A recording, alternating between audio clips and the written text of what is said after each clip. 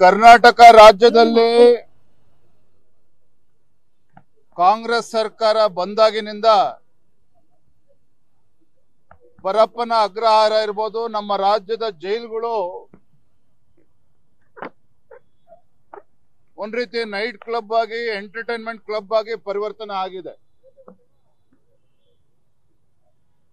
ಟೆರರಿಸ್ಟ್ಗಳು ಇರಬಹುದು, ISI ಏಜೆಂಟ್ಗಳು ಇರಬಹುದು, ಅಥವಾ ಮುಸ್ಲಿಂ ರಾಡಿಕಲ್ಸ್ ಅಂತ ಏನ್ ಕರಿತೀರಿ, ಇವರೆಲ್ರಿಗೂ ಸಹ ಪರಪ್ಪನ ಅಗ್ರಹಾರ ಒಂದ್ ರೀತಿ ಎಂಟರ್ಟೈನ್ಮೆಂಟ್ ಕ್ಲಬ್ ಆಗಿದೆ. ಇಂಥ ದೇಶದ್ರೋಹಿಗಳಿಗೆ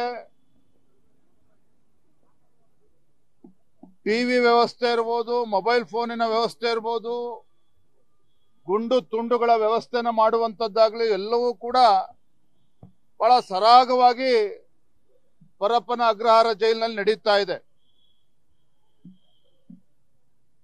ರಾಜ್ಯ ಸರ್ಕಾರ ಕಣ್ಮುಚ್ಕೊಂಡು ಕುಳಿತಿರುವಂತದ್ದು ಮೇಲ್ನೋಟಕ್ಕೆ ಗೊತ್ತಾಗ್ತದೆ.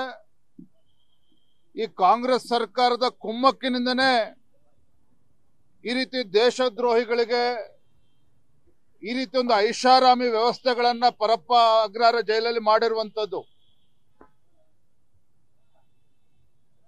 ಪತ್ರಿಕೆಗಳಲ್ಲಿ, ದೃಶ್ಯ ಮಾಧ್ಯಮಗಳ ಬಂದ ನಂತರದಲ್ಲಿ ಇವತ್ತೇನೋ ಪರಪ್ಪ ಅಗ್ರಹಾರ ಮೇಲೆ ರೈಡ್ ಮಾಡಿದಾರೆ ನಿನ್ನೆ ದಿನ. ಮೇಲ್ನೋಟಕ್ಕೆ ಅದು ಸರಿ ಇದೆ ಅನ್ನೋ ಮಾತನ್ನು ಕೂಡ ಅಲ್ಲಿ ಅಧಿಕಾರಿಗಳು ತಿಳಿಸಿದ್ದಾರೆ.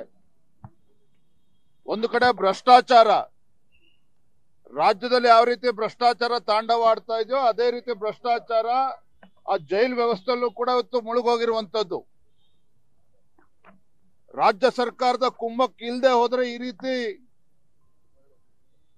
ಜೈಲಿನಲ್ಲಿ ಈ ರೀತಿ ವ್ಯವಸ್ಥೆ ಆಗೋದಕ್ಕೆ ಸಾಧ್ಯನೇ ಇಲ್ಲ. ಇಸ್ಲಾಮಿಕ್ ರಾಡಿಕಲ್ಸ್ ಗಳಿಗೂ ಕೂಡ ಈ ರೀತಿ ವ್ಯವಸ್ಥೆನ ಮಾಡಿರ್ತಕ್ಕಂಥದ್ದು ದೇಶದ್ರೋಹದ ಕೆಲಸ. ಹಾಗಾಗಿ ನಾವೆಲ್ಲ ಭಾರತೀಯ ಜನತಾ ಪಾರ್ಟಿ, ನಮ್ಮೆಲ್ಲ ಹಿರಿಯ ಶಾಸಕರು ಎಲ್ಲರೂ ಕೂಡ ಇಲ್ಲಿದ್ದಾರೆ, ನಾವೆಲ್ಲರೂ ಕೂಡ ಆಗ್ರಹ ಮಾಡ್ತಾ ಇದ್ದೇವೆ. ಇದಕ್ಕೆ ನೇರ ಹೊಣೆಗಾರರು ರಾಜ್ಯದ ಮುಖ್ಯಮಂತ್ರಿಗಳು, ಗೃಹ ಸಚಿವರು. ಮಾನ್ಯ ಮುಖ್ಯಮಂತ್ರಿಗಳು, ಗೃಹ ಸಚಿವರು ಇವತ್ತು ರಾಜೀನಾಮೆಯನ್ನ ಕೊಡಬೇಕಾಗ್ತದೆ. ಸುಮ್ಮನೆ ನಾಟಕ ಮಾಡಿ ತಿಪ್ಪೆ ಸಾರಿಸುವ ಕೆಲಸವನ್ನ ಮಾಡಬಾರದು. ನನಗನ್ಸುತ್ತೆ ರಾಹುಲ್ ಗಾಂಧಿಯವರು ಹೊರದೇಶಗಳಿಗೆ ಹೋದಾಗ ರಾಜ್ಯದಲ್ಲಿ, ದೇಶದಲ್ಲಿ ಇವತ್ತು ಪ್ರಜಾಪ್ರಭುತ್ವ ಇತ್ತು ತೊಂದರೆಗೆ ಸಿಲುಕಿ ಹಾಕೊಂಡಿದೆ, ನಿಮ್ಮ ಬೆಂಬಲ ಬೇಕು ಅಂತೇಳಿ ಹೊರದೇಶದಲ್ಲಿ ಹೋದಾಗ ನಮ್ಮ ದೇಶಕ್ಕೆ ಅಪಮಾನವನ್ನು ಕೂಡ ಮಾಡ್ತಾರೆ. ಪ್ರಜಾಪ್ರಭುತ್ವದ ಕಗ್ಗೊಲೆ ಆಗ್ತದೆ, ನಿಮ್ಮ ರಕ್ಷಣೆ ಬೇಕು ಅಂತೇಳಿ ವಿದೇಶಗಳಿಗೆ ಹೋದಾಗ ಭಾಷಣ ಮಾಡ್ತಾರೆ. ಬಹುಶಃ ಅದರ ಭಾಗವಾಗಿಯೇ ಇವತ್ತು ಇಲ್ಲಿ ಕೂಡ ನಮ್ಮ ಕಾಂಗ್ರೆಸ್ ಸರ್ಕಾರ ಏನಿದೆ, ಸಿದ್ದರಾಮಯ್ಯ ಸರ್ಕಾರ, ಇಂತಹ ಇಸ್ಲಾಮಿಕ್ ರಾಡಿಕಲ್ಸ್ ಗಳಿಗೆ, ಆಂಟಿ ನ್ಯಾಷನಲ್ಸ್ ಏನಿದ್ದಾರೆ ದೇಶದ್ರೋಹಿಗಳಿಗೆ ಈ ರೀತಿ ಒಂದು ಐಷಾರಾಮಿ ವ್ಯವಸ್ಥೆನ ಜೈಲ್ ಒಳಗಡೆನೆ ಕಲ್ಪಿಸ್ಕೊಟ್ಟು ಒಂದು ದೇಶದ್ರೋಹದ ಕೆಲಸವನ್ನು ಇವತ್ತು ರಾಜ್ಯ ಸರ್ಕಾರ ಮಾಡ್ತಾ ಇರ್ತಕ್ಕಂಥದ್ದು ಅಕ್ಷಮ್ಯ ಅಪರಾಧ. ಹಾಗಾಗಿ ಮಾನ್ಯ ಮುಖ್ಯಮಂತ್ರಿಗಳು, ಗೃಹ ಸಚಿವರು ಇದಕ್ಕೆ ಹೊಣೆನ ಹೊರಬೇಕಾಗ್ತದೆ, ರಾಜೀನಾಮೆ ನೀಡಬೇಕಾಗ್ತದೆ ಅಂತೇಳಿ ನಾವು ಆಗ್ರಹವನ್ನು ಪಡಿಸ್ತಾ ಇದ್ದೇವೆ.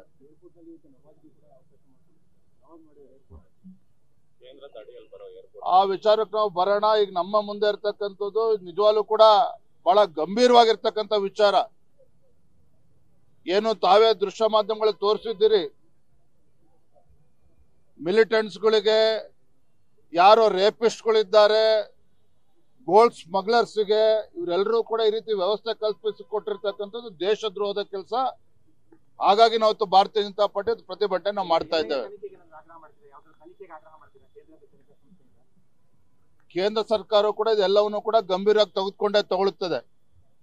ಆದ್ರೆ ಇವತ್ತು ಮುಖ್ಯಮಂತ್ರಿಗಳ ಆದಿಯಾಗಿ ಮುಖ್ಯಮಂತ್ರಿಗಳು, ಉಪಮುಖ್ಯಮಂತ್ರಿಗಳು, ಗೃಹ ಸಚಿವರು ಏನಿದ್ದಾರೆ, ಗೃಹ ಸಚಿವರು ಏನ್ ಹೇಳಿದ್ರು, ನಾವು ಮಾಹಿತಿಯನ್ನು ತೆಗೆದುಕೊಳ್ತೇವೆ ಅಂತೇಳಿ. ಸ್ವಾಮಿ, ನಿಮ್ಮ ಇಲಾಖೆ ಅಡಿಯಲ್ಲಿ ನಡೀತಾ ಇರ್ತಕ್ಕಂಥದ್ದು, ರಾಜ್ಯ ಸರ್ಕಾರದ ಕುಮ್ಮಕ್ಕಿಲ್ಲದೆ ಹೋದ್ರೆ ಈ ರೀತಿ ಘಟನೆಗಳು ಪದೇ ಪದೇ ಮರುಕಳಿಸೋದಕ್ಕೆ ಸಾಧ್ಯನೇ ಇಲ್ಲ.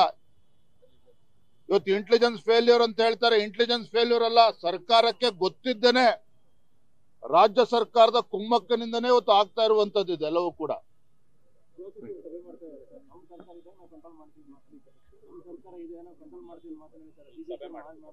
ಏನ್ ಕಂಟ್ರೋಲ್ ಮಾಡ್ತಾರ್ರಿ? ನೆನ್ನೆ ನೋಡಿದ್ವಲ್ಲ, ನೆನ್ನೆ ರೈಡ್ ಆಗ ಗೃಹ ಸಚಿವರು ಗಮನಕ್ಕೆ ಬರದ್ರೆ ಸಾಧ್ಯನಾ ಇದು?